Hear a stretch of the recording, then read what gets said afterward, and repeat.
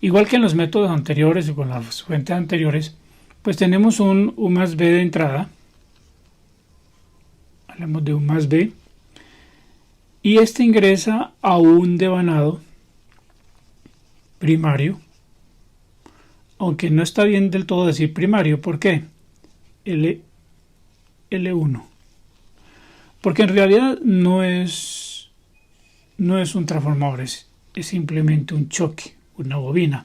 En algunos casos, vamos a encontrar un devanado secundario que sale para el circuito oscilador, para el chip, con el fin de tomar de ahí unas muestras para hacer unos ajustes. Más que todo tiene que ver con el rendimiento de la fuente. Entonces básicamente es una bobina.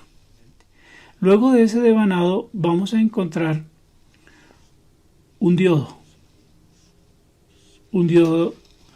no rectificador sino director. Vamos a ver que él no está rectificando, simplemente está direccionando el voltaje que pasa por él. Luego de esto vamos a encontrar un capacitor o varios capacitores de gran capacidad. Esta fuente, todo está en el lado hot. Esta es la salida PFC. O sea que ya tenemos un primer elemento, tenemos un segundo elemento, tenemos un tercer elemento, capacitor de gran capacidad. El más grande lo vamos a ver junto al diodo director. ¿Qué más nos falta? Nos falta aquí el elemento clave que hace el trabajo. Sale de aquí y viene para esta parte. Un transistor tipo MOSFET. Este viene a ser el switch, nuestro típico switch. Y obviamente aquí atrás, oscilador driver. Aquí tendríamos el cuarto elemento y aquí tendremos el quinto elemento. Son 5. Circuito integrado va a necesitar lo típico. Normalmente ese chip es de 8 terminales. Cuando originalmente energizamos este tipo de fuente, digamos a una AC de 120 voltios, 120 voltios AC, cuando es convertido a corriente continua, son más o menos 160 voltios DC, o sea que eso es lo que llega aquí, 160 voltios DC. Esos 160 voltios pasa por la bobina, pasa por el diodo, no ha pasado nada. Pero resulta que cuando este chip funciona, digamos que tiene un VCC que lo alimenta, tiene una tierra que cierra el circuito y va a tener otros elementos que lo hacen funcionar, él va a entregar aquí un tren de pulsos. Y ese tren de pulsos va a hacer que este switch esté conmutando, llevando este voltaje a tierra.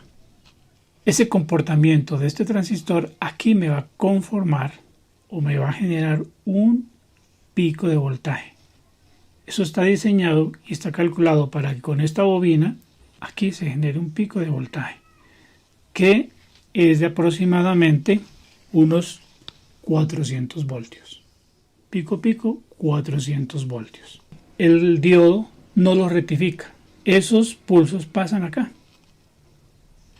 Y al pasar acá, como son tan altos y como son tan seguidos, porque esto es a una frecuencia alta, lo que hace es sumarse, llegan al capacitor y aquí el capacitor los guarda. ¿Y qué hace el capacitor? Convertirme esto a un nivel DC. Y ya con eso tengo aquí un voltaje que ya pasa de ser de 160, pasa de 380 a 400 voltios DC de corriente continua. Digamos que tengo ahí casi que más que un doblador de voltaje.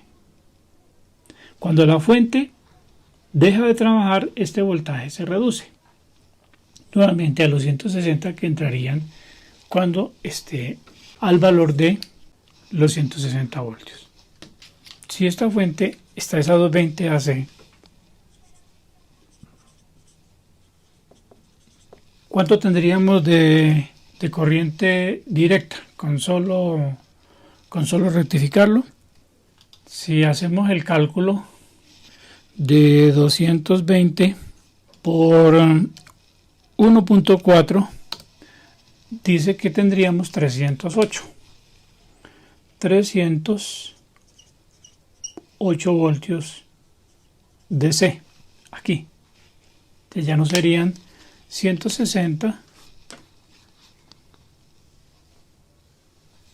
sino 380 voltios. Perdón, 308 voltios. 308 voltios, ¿sí? Esos 308 voltios estarían aquí inicialmente. 308 voltios inicialmente, y cuando la fuente arranca, la fuente PFC arranque, igual se sube a los 400 voltios. Y la hace ese ajuste. Es una diferencia de casi 100 voltios. ¿Por qué 400 voltios? Porque los ingenieros diseñadores descubrieron que a 400 voltios DC las fuentes conmutadas trabajan con una eficiencia de casi el 100%. Es por eso. Con eso se consigue un alto rendimiento de las fuentes, y fuera de eso me hace la compensación de la carga inductiva. ¿Por qué? Porque la carga inductiva, como está switchada, no está todo el tiempo trabajando conectada, sino que es solamente fragmentos del tiempo. Eso hace de que la carga sea mínima. Aunque es inductiva, se reduce de manera muy considerable.